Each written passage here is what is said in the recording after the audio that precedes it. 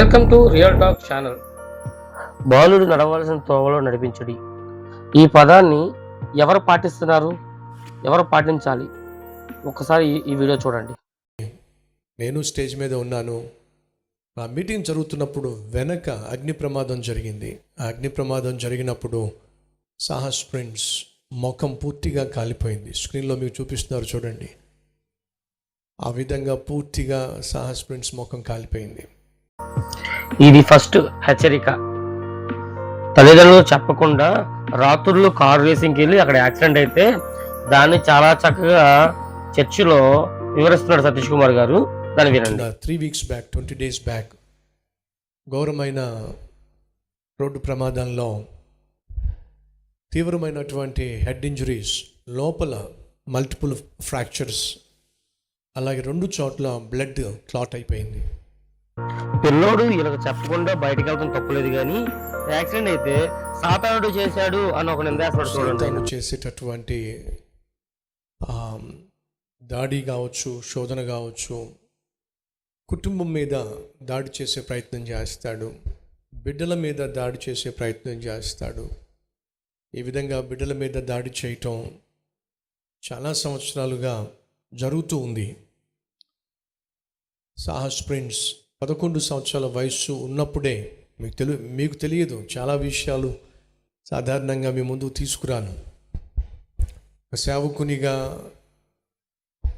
ఒక సేవకుని కుటుంబంగా సైతాను చేసేటటువంటి దాడులు ఏమున్నప్పటికీ వాటిని ఆ పెద్ద కుమారుడు సాహస్ ప్రిన్స్కి మేజర్ యాక్సిడెంట్ జరిగింది. ఆ వార్త నాకు ఉదయం 4:30కి తెలిసింది. హాస్పిటల్కి వెళ్ళాను. మరణ పడక మీద ఉన్నాడు. చెవులోంచి రక్తం వస్తూ ఉంది, ముక్కులోంచి రక్తం వస్తూ ఉంది. ఆ స్ట్రెచ్చర్ మీద పెట్టారు.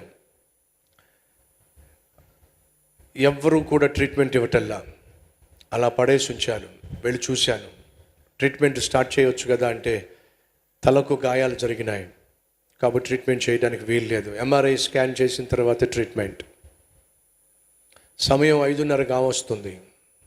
సుహాస్ బాబు పక్కన ఉన్నాడు, ఇంకో 2 సహోదరులు పక్కన ఉన్నారు.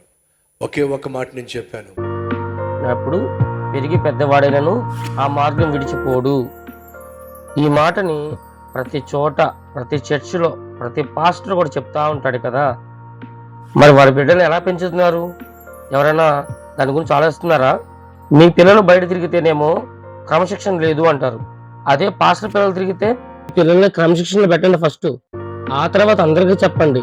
సంపాదనలో పడి మీ డబ్బు సంపాదించుకోవడానికి సేవ చేస్తూ పిల్లల్ని క్రమశిక్షణ వదిలేసి పక్క పిల్లల్ని క్రమశిక్షణ లేదని, పిల్లల్ని ఇలా పెట్టండి అలా పెట్టండి, మీరు సరిగా చూసుకోండి, దేవుని సేవలు నడిపించండి, ప్రార్థన నేర్పించండి, పాటలు పాడించండి అని చెప్పడం కాదు.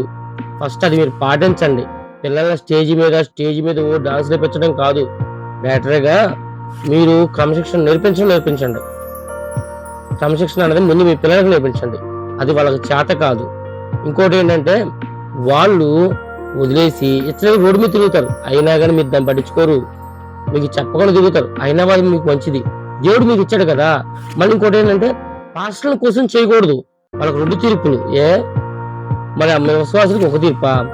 అంటే మీరు దేవుడు చెప్పాడు కదా, మీరు ఇష్టం చేస్తూ ఉంటారా? ఇలాంటి మరిన్ని విషయాలు తెలుసుకోవడానికి మా ఛానల్ని సబ్స్క్రైబ్ చేసి, లైక్ చేసి, షేర్ చేయండి.